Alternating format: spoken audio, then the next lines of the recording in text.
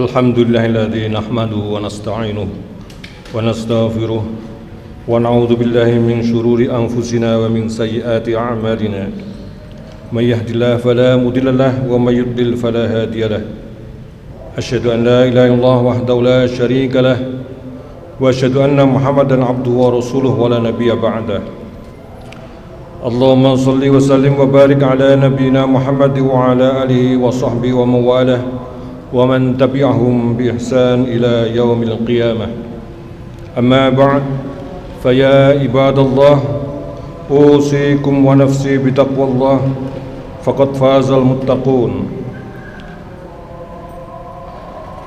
يا أيها الذين آمنوا اتقوا الله حق تقاته ولا تموتن إلا وأنتم مسلمون وقال الله تعالى في كتابه الكريم أعوذ بالله من الشيطان الرجيم بسم الله الرحمن الرحيم والعصر إن الإنسان لفي خسر إلا الذين آمنوا وعملوا الصالحات وتواصوا بالحق وتواصوا بالصبر.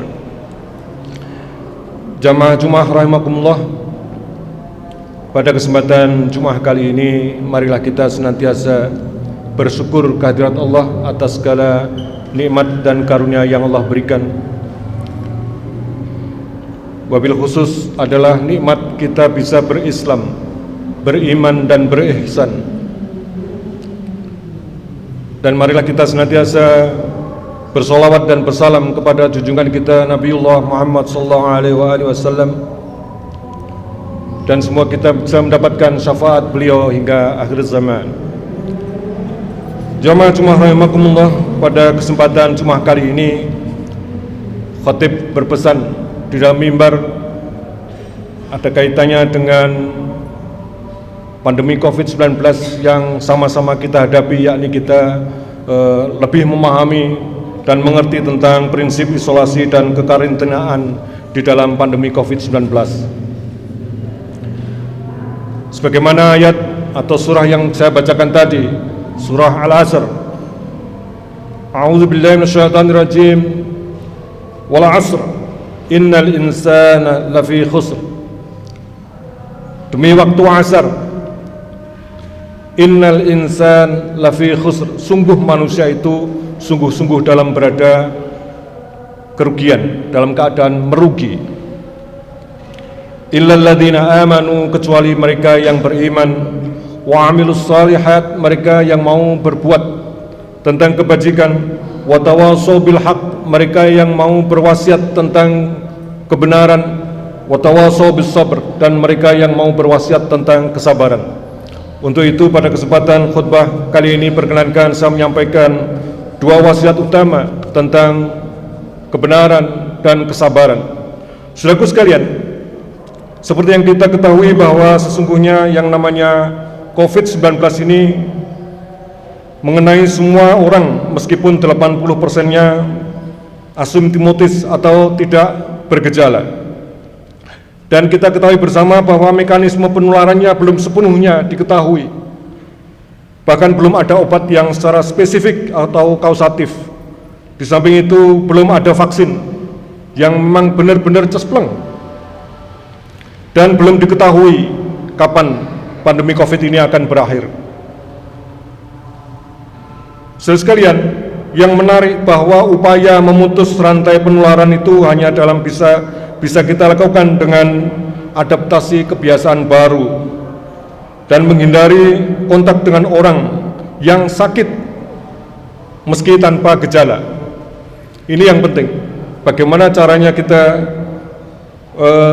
melakukan norma baru, melakukan adaptasi kehidupan baru, sekaligus menghindari kontak fisik dengan orang-orang yang terkena COVID-19 walaupun mereka adalah orang-orang yang tanpa gejala. Saudaraku sekalian, seperti kita ketahui bahwa update status dari COVID-19 terus meningkat. Tetapi saudara sekalian, ada satu hal yang perlu kita ketahui. Seandainya kita merasa diri kita terpapar COVID-19, maka kita harus bisa melakukan karantina atau karantina mandiri. Prinsipnya di dalam kekarantinaan kesehatan itu adalah upaya untuk mencegah dan menangkal keluar atau masuknya penyakit dan atau faktor risiko kesehatan masyarakat yang berpotensi untuk menimbulkan kedaruratan kesehatan masyarakat. Dan perlu kita ketahui bahwa ada bedanya antara isolasi dan karantina. Kalau isolasi itu adalah pemisahan orang sakit dari orang yang sehat yang dilakukan di fasilitas pelayanan kesehatan atau di rumah sakit untuk mendapatkan pengobatan dan perawatan secara paripurna.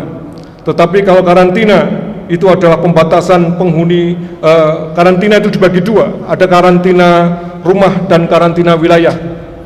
Kalau karantina rumah itu adalah pembatasan penghuni dalam satu rumah beserta isinya yang diduga terinfeksi dengan penyakit dan atau terkontaminasi, sehingga dia bisa melakukan pencegahan yang memungkinkan untuk penyebaran penyakit dan kontaminasinya.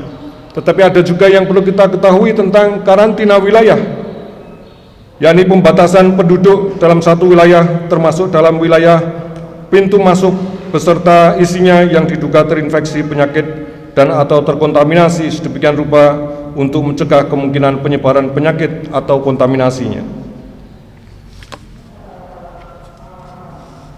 Jamaah Jumat rahimakumullah, yang perlu kita ketahui lagi tentang karantina atau isolasi ini, yang pertama adalah bahwa karantina atau isolasi ini prinsipnya adalah melindungi masyarakat dari penyakit dan atau faktor risiko kesehatan masyarakat yang berpotensi untuk menimbulkan kedaruratan kesehatan masyarakat.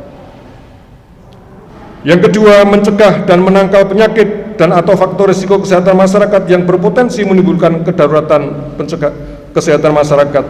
Serta yang ketiga, meningkatkan ketahanan nasional di bidang kesehatan masyarakat. Dan yang keempat, memberikan perlindungan dan kepastian hukum bagi masyarakat dan petugas kesehatan.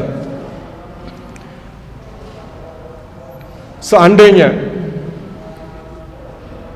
liburan ini nanti banyak yang orang salah faham, maka mereka akan banyak yang melakukan piknik atau mengunjungi satu wilayah yang di situ rentan untuk terjadi kontak secara fisik dan bisa jadi akan terjadi penularan COVID-19. Hal yang penting yang perlu kita lakukan adalah sekali lagi, mari kita jaga jarak, kita jaga kontak kerumunan. Meskipun kita sudah mengetahui bahwa perubahan libur secara nasional atau libur bersama itu sudah ditiadakan, tetapi bagi sebagian masyarakat masih ada saja upaya untuk melakukan libur secara bepergian beserta keluarganya. Tentunya ini akan membahayakan diri kita semuanya. Jamaah-jamaah sekalian, terkait dengan standar kekarantinaan, terutama pada tempat karantina, yang perlu kita fahami, terutama di rumah kita, itu adalah yang pertama, bahwa ruang tidur itu adalah dengan kamar mandi sendiri. Jadi seandainya kita melakukan karantina mandiri ini, maka bekalnya atau yang perlu kita siapkan banyak hal. Bisa jadi rumah kita itu tidak layak, makanya pemerintah menyediakan shelter. Tapi mari kita mengenal prinsip-prinsip dasar untuk karantina ini. Bahwa yang pertama, kamar yang tersedia kalau bisa ada kamar mandinya tersendiri. Kemudian kamar itu memiliki ventilasi dan pencahayaan yang cukup. Dan diupayakan lokasinya adalah steril dari masyarakat umum. Artinya tidak bisa sembarangan orang keluar masuk. Berikutnya, untuk sarana cuci tangan dengan air bersih dan sabun diupayakan dengan air yang mengalir, dan ruangnya terbuka khususnya untuk kebugaran orang yang terdampak COVID-19, dan sifat dari saluran pembuangannya adalah limbah yang tertutup. Itu dari fisiknya. Tetapi dari sarana pendukungnya, yang perlu kita ketahui adalah kita harus senantiasa mengecek suhu tubuh kita. Masjid sudah menyediakan termogan, itu adalah salah satu upayanya untuk menjaga apakah kita memiliki suhu tubuh yang tinggi. Kemudian kalau misalkan kita memiliki tempat cuci dan jemur, maka gunakanlah tempat cuci yang baik, terutama untuk mencuci spray, sarung bantal, dan pakaian para penderita COVID. Demikian juga ruang dapur, itu kita harus mempersiapkan ruang dapur yang khas, yang pengaturannya berbeda dengan kebiasaan kita sehari-hari. Saudaraku sekalian, banyak hal yang bisa kita pelajari tentang isolasi dan karantina ini. Namun dalam waktu khutbah Jumat yang pendek ini, prinsipnya kami menyatakan bahwa marilah kita senantiasa menjaga kondisi fisik kita, stamina tubuh kita agar senantiasa sehat, dan jangan sampai kita terpapar COVID-19. Dan apabila kita sudah terpapar, maka langkah-langkah mengkarantina diri sendiri menjadi satu hal yang penting dan perlu. Demikian wasiat Jumat saya pada siang hari ini, semoga membawa manfaat pada kita semuanya, dan semoga kita berdoa kepada Allah SWT agar kita beserta keluarga dan lingkungan kita tidak terpapar COVID-19, karena memang ini merupakan satu penyakit yang unik. Barakallahu li wa lakum fil Qur'anil azim wa nafa'ani wa iyyakum bima fihi wa dzikril hakim innahu wal ghafurur rahim.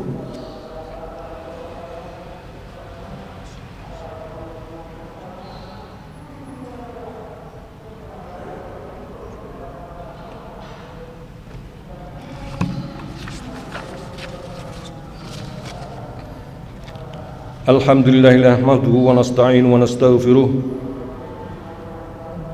wa na'udzu billahi min shururina wa min anfusina wa na'udzu billahi min shururi anfusina wa min sayyiati a'malina may yahdihillahu fala mudilla lahu wa may yudlil fala hadiya lahu asyhadu an la ilaha illallah wahdahu la syarika lahu al-malikul haqqul mubin wa asyhadu anna muhammadan abduhu wa rasuluh shadiqul wa'dil amin. قال الله تعالى في كتابه الكريم أعوذ بالله من الشيطان الرجيم إن الله وملائكته يصلون على النبي يا أيها الذين آمنوا صلوا عليه وسلموا تسليما اللهم صل وسلم وبارك على نبينا محمد وعلى آله وأصحابه أجمعين أما بعد فيا عباد الله اتقوا الله حق تقاته ولا تموتن إلا وأنتم مسلمون.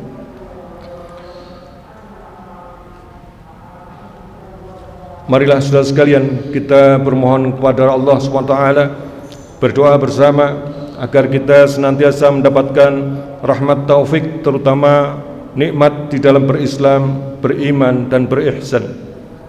Allahumma ighfir lil muslimina wal muslimat wal mu'minina wal mu'minat al ahya'i minhum wal amwat wa tabi' bainana wa bainahum bil khairat rabbi ighfir warham wa anta khairur rahimin.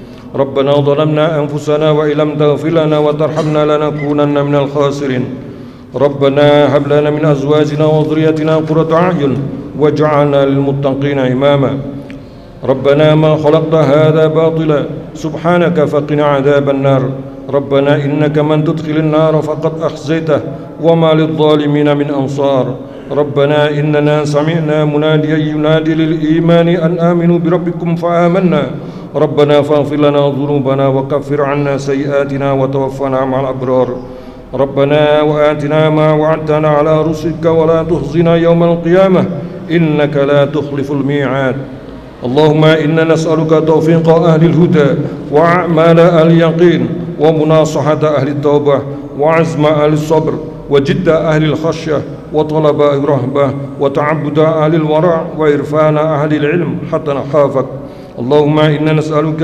إيمانا كاملا ويقينا صادقا وقلبا خاشعا ولسانا ذاكرا ورزقا واسعا وحلالا طيبا وتوبة نصوحا وتوبة قبل الموت وراحة عند الموت ومغفرة ورحمة بعد الموت والعفو عند الحساب والفوز بالجنة والنجاة من النار برحمتك يا عزيز يا غفار ربنا آتنا في الدنيا حسنة وفي الآخرة حسنة وقنا عذاب النار والحمد لله رب العالمين.